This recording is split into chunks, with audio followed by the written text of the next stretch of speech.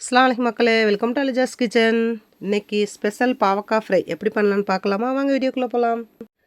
இப்போ பாவக்காயை நல்லா கட் பண்ணிவிட்டு ஒரு ஸ்பூன் சால்ட்டு போட்டு ஒரு அரை மணி நேரம் அப்படி பெரட்டி ஊற வச்சிடணும். ஊற வச்சதுக்கப்புறமா இப்போ பாவக்காய் வந்து தண்ணி விட ஆரம்பிக்கும். தண்ணி விட்டதுக்கப்புறமா இப்போ நான் உங்களுக்கு வீடியோவில் எப்படி காமிச்சிருக்கேன் அதே மாதிரியே நல்லா பிசைஞ்சு எடுத்துக்கிறணும். அதில் பாவக்காயில் உள்ள ஜூஸ் எல்லாம் அதில் விட்டுரும்.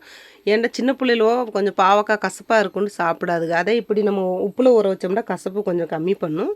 இப்போ அதில் உள்ள ஜூஸை மட்டும் போனதுக்கப்புறமா ஒரு 2 முறை வாஷ் பண்ணிக்கிட்டு ஸ்டவ்வில் கடாயை வச்சு கடாயில் ஆயில் விட்டுட்டு நம்ம கழுவி வச்சுருக்க பாவக்காய் அதில் போட்டு ஒரு 5 நிமிஷம் அப்படியே வதக்கி விடணும்.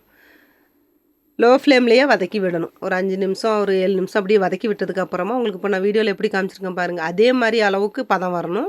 வந்ததுக்கப்புறமா ஒரு 2 வெங்காயம் கட் பண்ணி அதில் போட்டு ஒரு தடவை கிளறி விட்டுக்கிடலாம்.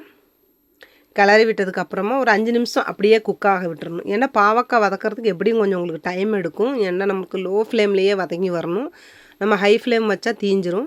ஒரு 5 நிமிஷம் வெங்காயம் போட்டு கிளறி விட்டதுக்கப்புறமா கொஞ்சமாக வெந்ததுக்கப்புறமா ஒரு 2 தக்காளியையும் பொடியாக நறுக்கி அதில் போட்டுட்டு அதை அப்படியே லோ ஃப்ளேம்லேயே குக் பண்ண விட்டுறணும். அந்த தக்காளி எல்லாமே வெந்து வந்துடணும்.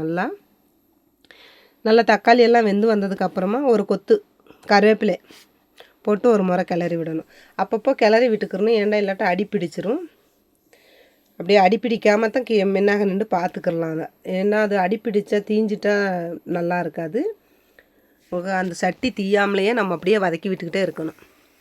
இப்போது ஒரு அரை ஸ்பூன் மிளகாய்த்தூள் போட்டு ஒரு 2-3 நிமிஷம் அதையும் ஒரு முறை கிளறி விட்டுட்டு ஒரு 2-3 நிமிஷம் அப்படியே விட்டுறணும். அப்பப்போ கிளறி விட்டுக்கிறணும். இப்போது ஒரு 1/4 ஸ்பூன் சால்ட்டு. ஏன்னா நம்ம வந்து முதல்லையே பாவக்காய்க்கு சால்ட்டு போட்டோம்னா கொஞ்சம் கிளுகிளுன்னு வந்துடும்.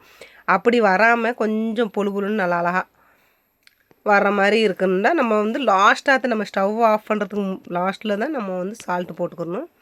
லாஸ்ட்டாக சால்ட்டு தூவி விட்டுட்டு நல்லா ஒரு முறை கிளறி விட்டுட்டு ஒரு 2-3 நிமிஷம் ஆனதுக்கப்புறமா ஸ்டவ் ஆஃப் பண்ணிடணும். அவ்வளோதாங்க. நல்லா டேஸ்டியாக ஸ்பெஷல் பாவக்காய் ஃப்ரை ரெடி. நீங்களும் ஒரு முறை ட்ரை பண்ணுங்கள். எப்படி வந்துச்சுன்னு எனக்கு காமெண்ட்டில் வைங்க. என்னுடைய வீடியோஸ் உங்களுக்கு பிடிச்சிருந்தால் லைக் பண்ணுங்கள், ஷேர் பண்ணுங்கள், சப்ஸ்கிரைப் பண்ணுங்கள், பெல் ஐக்கானை கிளிக் பண்ணுங்கள். உங்கள் ஃப்ரெண்ட்ஸ் அண்ட் ஃபேமிலிக்கு ஷேர் பண்ணுங்கள். டேஸ்டியாக பாவக்காய் fry ready. Please subscribe my channel.